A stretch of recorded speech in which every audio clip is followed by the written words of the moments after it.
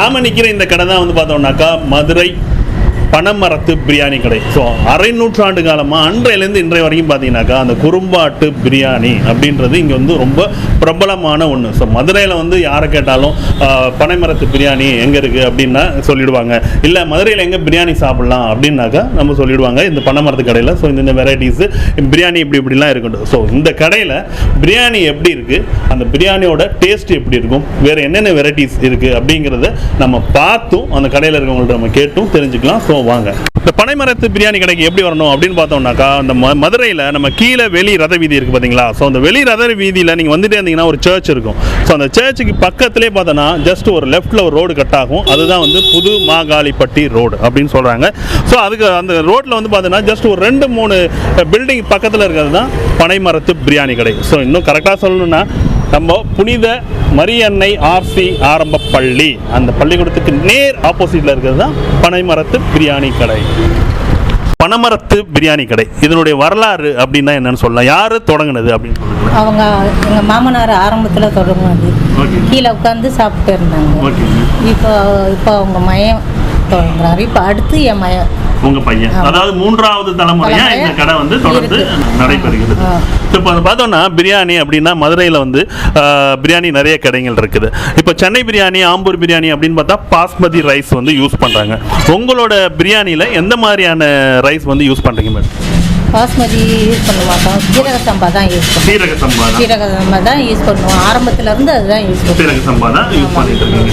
So அடுத்தது பார்த்தோம்னாக்கா இங்கே அந்த ஆட்டு இறைச்சி, அந்த ஆட்டு இறைச்சி எப்படிங்க நீங்கள் வந்து அது எப்படி தேர்ந்தெடுக்கிறீங்க? அந்த பிரியாணிக்குன்னு ஏதாவது ஸ்பெஷலாக இருக்குங்களா? எப்படி? ஆமாம், ஸ்பெஷலாக இருக்குது. நாங்களே போய் தேர்ந்தெடுத்துட்டு நாங்களே கொண்டு வருவோம். நீங்களே தேர்ந்தெடுத்து பார்த்து குறும்பாட்டு கறியாக பார்த்து ரெகுலராக கொண்டு வருவோம். ஓகேங்க. இப்போ வந்து பிரியாணியில் என்னென்ன பிரியாணி வெரைட்டிஸ் கிடைக்குது உங்கள்கிட்ட? பிரியாணி, மட்டன் பிரியாணி கிடைக்கும், சிக்கன் பிரியாணி, முட்டை பிரியாணி, பிளேன் பிரியாணி எல்லாமே இருக்கு. இந்த கடையில் வந்து பிரியாணி அப்படிங்கிறது ஒரு மெயின் டிஷ், ரொம்ப ஃபேமஸான ஒரு டிஷ். அடுத்ததாக பார்த்தோம்னாக்கா இந்த சைட் டிஷ், ஏன்னா நம்ம வந்து வெறும் பிரியாணி மட்டும் சாப்பிட முடியாது, அதுக்கான சைட் டிஷ் என்னென்ன இருக்குங்க? மட்டன் சுக்கா இருக்கு, குடல் ரோஸ்ட் இருக்கு, குடல் குழம்பு, பாயா, சிக்கன் வறுவல் இருக்கு, சிக்கன் ரோஸ்ட் இருக்கு, எல்லா ஐட்டமும் கொடுப்போம். ஸோ அடுத்தது பார்த்தோம்னாக்கா நம்ம கடையில் வந்து இந்த டிஃபன் அப்படிங்கிறது, ஸோ பிரியாணி எல்லாருக்கும் எல்லா நேரத்துலையும் சாப்பிட முடியாது. டிஃபன் வெரைட்டிஸ் என்னென்ன இருக்குது? அது வந்து மத்தியானம் புரோட்டா இருக்குது, முட்டை புரோட்டா, முட்டை வீச்சு, சில்லி புரோட்டா, பீஸ் புரோட்டா, தோசை, அந்த ஐட்டம் மாதிரி இருக்கும். தோசை குடல் குடல் குழம்போட சாப்பிடுவாங்க, பாயாவோட தோசை அதையும் சாப்பிடுவாங்க. அடுத்தது பார்த்தோன்னா இந்த ஒர்க்கிங் ஹவர்ஸ், இப்போ வந்து இந்த காலையிலே வந்தால் பிரியாணி கிடைக்குமா, இல்லை எத்தனை மணிலேருந்து நீங்கள் எத்தனை மணி வரைக்கும் இந்த கடை வந்து தொடர்ந்து நடைபெறும்? ஆரம்பிக்கிறது 1 மணிலேருந்து நைட்டு 11 மணி வரைக்கும் எல்லா ஐட்டமும் கிடைக்கும். எல்லா ஐட்டமும் அந்த 1 மணிலேருந்து 11 மணி வரைக்கும் நைட்டு கிடைக்கும். ஒரு டீமாக வரும்போது அசைவம் சாப்பிட்றவங்களுக்கு அசைவமாகவும், சைவம் சாப்பிட்றவங்களுக்கு தனியாக வந்து சைவ குருமாவும் இங்கே இருக்குது. ஸோ அதுதான் வந்து பார்த்தோம்னாக்கா நீங்கள் வந்து இந்த சைவ குருமா, இது வந்து பரோட்டாக்கும் வந்து ஒரு நல்ல சைவ குருமாவாக இது இருக்குது.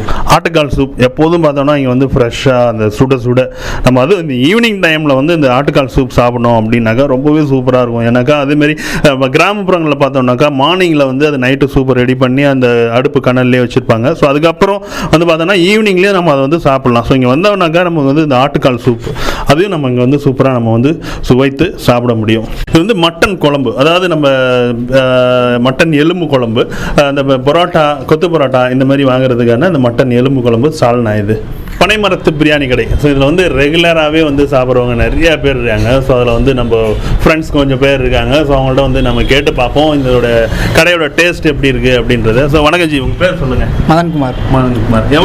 எப்பொழுதுமே இங்கே தான் சாப்பிடுவீங்களா எப்படிங்க? ஆமாம், ஞாயிற்றுக்கிழமை இங்கே வந்துடும், சனி ஞாயிறு நீங்கள் இங்கே வந்தால் இங்கே வந்துடுங்க. இந்த பிரியாணி எப்படி இருக்குது சொல்லுங்களேன். நீங்கள் நிறைய இடத்துல பிரியாணி சாப்பிட்ருக்கீங்க, சொல்லுங்கள் எப்படி இருக்கு? படத்தில் சொல்கிற மாதிரி தூக்கத்தில் கூட கையை நக்குன்னு சொல்கிற மாதிரி இந்த பிரியாணி அவ்வளோ டேஸ்ட்டாக இருக்கும். எப்போ வேணால் வந்து இங்கே சாப்பிட்லாம், எப்போ வேணாலும் சாப்பிட்லாம்.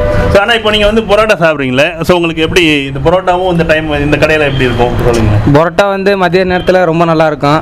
இந்த அளவு ரொம்ப டேஸ்ட்டு. ஃப்ரெண்ட்ஸோடு வரப்போ பரோட்டா சாப்பிடுவோம். மேக்ஸிமம் ஏதாவது பார்ட் சீசன்லாம் பிரியாணி கட்டிட்டு போய் ஹாஸ்டலில் போய் பிரியாணி சாப்பிடுவோம். நான் பக்கத்து ஹாஸ்டலில் தான் படிக்கிறேன். இந்த ஏரியா ஃபுல்லாமே இந்த கடையை பற்றி தான் நல்லா பேசுவாங்க. இந்த ஃபேமஸ் நல்லாயிருக்கும். பிரியாணி தான் பெஸ்ட்டாக இருக்கும் இந்த கடையில். பெஸ்ட். ஆமாம், சூப் நல்லாயிருக்கும். சூப் நல்லா இருக்கும். எல்லா சூப்புமே நல்லாயிருக்கும். நான் நல்லா சாப்பிட்ருக்கேன் சூப்லாம். ரெகுலராக அந்த கடையில் வர்றவங்க தான். நான் பார்ப்பேன் எல்லா கடையிலையும் வர்றவங்கலாம் நல்லா இருக்கு விருப்பப்பட்டு வாங்கிட்டு போவாங்க. எல்லாருமே பார்த்துருக்கீங்களா, நல்லா சூப்பராக இருக்கும். ஸோ இங்கே பார்த்தோன்னா உங்களுக்கு வந்து மத்தியானம் ஆகட்டும் நைட் ஆகட்டும், ஸோ பரோட்டா அப்படின்னு எங்களுக்கு சாப்பிட தோணுச்சுன்னா நம்ம பனைமரத்து கடையில் இருக்கிற அந்த பரோட்டா எங்களால் எந்த டைம்லையும் எங்களால் சாப்பிட முடியும். ஸோ அந்த அளவுக்கான ஒரு டேஸ்ட்டாக இருக்கிற ஒரு பரோட்டா அப்படின்னு சொல்லிடுறாங்க. அடுத்தது பார்த்தோம்னாக்கா இந்த கடையில் இன்னொரு ஹைலைட்டான விஷயமே வந்து இந்த ஆட்டுக்கால் சூப்பு. நிறைய இடத்துல சூப் இருந்தாலும் அந்த முழு ஆட்டுக்காலை அந்த சுட சுட அந்த சூப் சாப்பிடும்போது அது ஒரு வேறு லெவலில் இருக்கும் அப்படின்னு சொல்லிடுறாங்க. ஸோ நீங்கள் மதுரையில் வந்து ஒரு நல்ல சூப்பரான பிரியாணி சாப்பிட்ணும் அப்படின்னு நீங்கள் நினச்சிங்கன்னா அதுக்கான ஒரு கடை வந்து அப்படின்னு பார்த்தோன்னா நம்ம மதுரை பனைமரத்து கடை பிரியாணி.